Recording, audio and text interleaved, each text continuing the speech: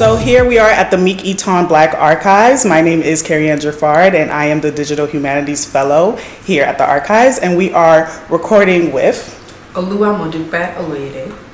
Yes, the first female head drum major in the Marching 100, an illustrious brand here on this campus. So a couple questions that we have for you today is really going to focus on the legacy, since we're currently standing here in the Miss FAMU room.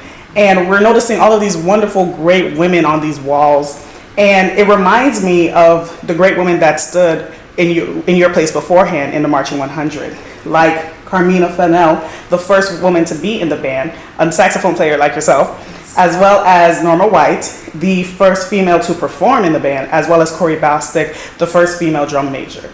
So, as the first female head drum major, what inspired you to pursue a leadership role in such a historically significant band? And why FAMU in particular?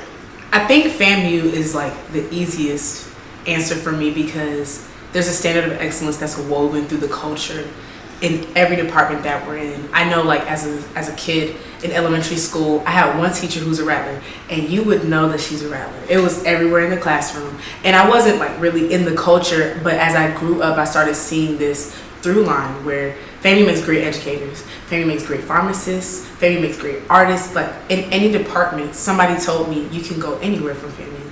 And I think that's really true. The standard of excellence, the excellence with caring, is something that I was attracted to before I even enrolled in the university. And upon enrolling, it was a given that if I was going to be here, I would give it my best. And where I'm from, you ascend to high parts of leadership so that you can make sure that the places that you're in are in good standing. And I'm very grateful to be here at the cost of my family sacrifices, at the cost of a lot of people's investments in my education to come to this illustrious university. Wow, that's wonderful. Must be going to do 2 claps and a strike. So, what leadership qualities have you developed as a drum major, and how have they influenced you to your approach to teamwork and mentorship within the band? I'm grateful for the opportunity because I feel that as a drum major, like last year, my first season on the squad, and this year as the head drum major, the qualities that have grown are patience.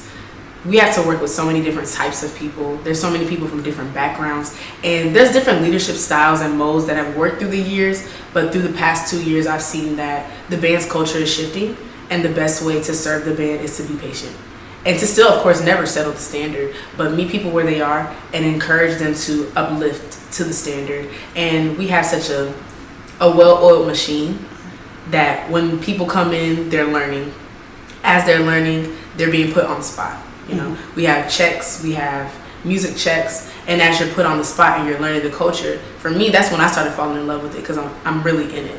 And then when you aspire to be in leadership, you're learning under your underclassmen, under all of band staff, under your leadership core, and you get there one day, you can see why they were leading the way they were. It's not as easy when you're on the other side and you're seeing, oh man, I'm responsible for so many people.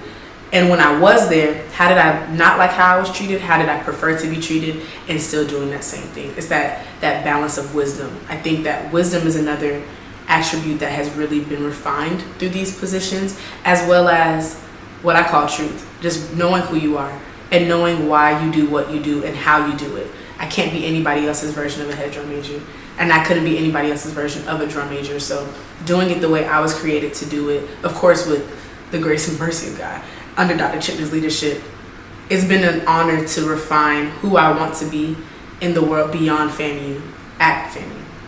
Wow, that's wonderful. And when you say the culture is shifting, was there a difference in what it was before? Can you describe that? When I say the culture is shifting, I mean that as society changes, therefore our band is going to change.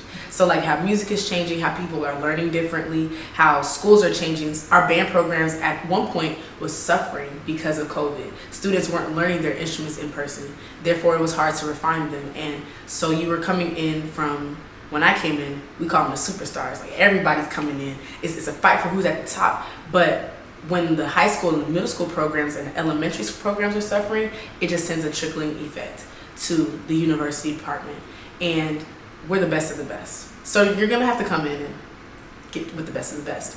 And when COVID hit us, we definitely saw like a hit in musicianship, but it didn't reflect in the university band because of the mentorship that we have.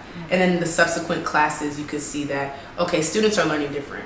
For me, it's like, okay, when I'm teaching dance routine, I have to use catchy phrases so that when you're dancing, okay, step, kick, and down. Like, that's how I was learning. Therefore, that's how I'm going to teach. Right. And when I get the feedback of people like, I didn't really catch that. Could you say the feet while you're teaching? Just that type of thing. And more of like a theatrical experience where we're talking back to one another versus I'm just feeding you information.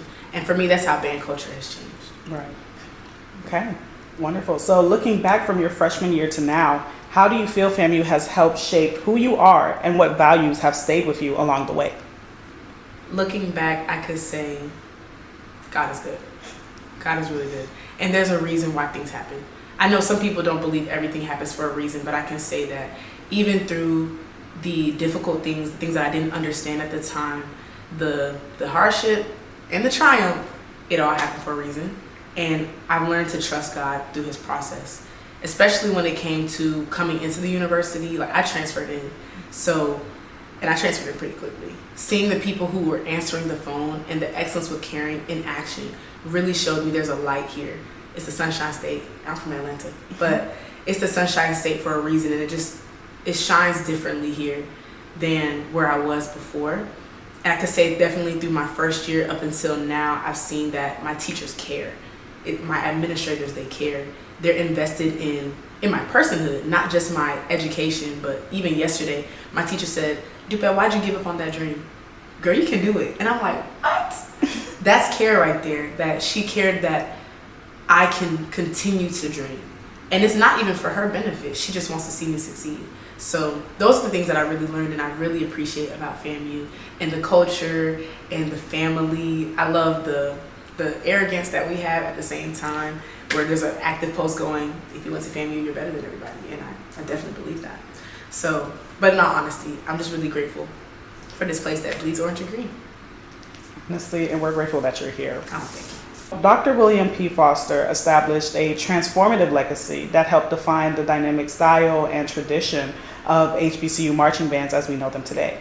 As the first female head drum major of the Marching 100, you are stepping into a role shaped by excellence, innovation, and deep cultural significance. Given the historical weight and visibility of your position, how would you like your own legacy at FAMU to be remembered and modeled by future generations? I'm honored to even be mentioned in the same sentence as Dr. Foster, but I would say that I want my legacy to be modeled as a through line through the 100, honestly. The same excellence, the dedication to service, the same director who made the band motto, which is highest quality of character, achievement in academics, attainment in leadership, perfection in musicianship, precision in marching, and dedication to service. That's how I want to be remembered. That there's a quote that's been going through my mind, and I think Dr. King has just been my quote master lately. I want to do my job so well that nobody, unborn, alive, dead, could do it better. And if that's the way that that's seen, then I think the mission's been accomplished. Wow. Powerful words. Absolutely powerful words. So FAMU's Marching 100 is internationally recognized for its unmatched precision, coordination, and showmanship, qualities that constantly make the band a crowd favorite on any stage. As head drum major, what has been your most memorable performance or moment on this field thus far, and why does it stand out to you? Good question. My favorite moment this year or throughout all of my matriculation? Honestly, let's say both. Let's start with this year. This year, I feel like the best is yet to come. We've really been doing really good shows. I think that this has been the most iconic back-to-back season that I've been a part of. From Houston to the U.S. Open, right. Wow, to OBC, and following to the first Bragg games and just feeling Bragg inside with our home body. It's been amazing. I would say the best moments were some of the hardest ones, like when we made Band of the Year happen. And we went into the season thinking, okay, we always know that Florida Classic, as of lately, is not the last game. We either go to the SWAC Championship, Celebration Bowl, something like that. Something happens after Thanksgiving that makes us have to come back in March. And so we were okay with that. The year 2023, we knew that it was Celebration Bowl and SWAC Championship. But 2024, when our band directors called us in and said, yo, there is an opportunity to compete in Band of the Year. The year before we couldn't do it because of Celebration Bowl, but this year, Dr. Chipman's asking if we're willing to do it. And the students were like, "Man, I'm tired, I'm done, I'm burnt, I want to go home." But Dr. Shayla James, he said, if we're going to do it, we're going to do it well. It's not really a question if we're going to do it, it's how we're going to do it. And I was like, you know what? You're right, Doc. And that's why we came to the university, to work hard, to put our name on the map. And it's already been there for so many years, but on the map of Band of the Year, to win the named trophy, William P. Foster. I feel like no other band could actually win that. We'd have to actually just take the trophy. So that's my best moment. The way the band locked in, the synergy, the perfection of musicianship, precision of marching, that dedication to the service of making the Florida A&M University band a role model of excellence. That's my favorite moment. Was it stressful? Absolutely. But the W was won on a great day, aka my birthday. So it was the best grade ever. That is amazing. Honestly, from the way you're talking, you could tell how much the mentorship and the leadership has really shaped your viewpoint on your disposition and being in the Marching 100. So I want to take it back to more of your past. When did you first realize that music was something that you were truly passionate about? When I started, honestly, well, actually, I'll amend that answer. I realized that music was my passion when my middle school band director invited me to go march with the high schoolers when I was in 7th grade.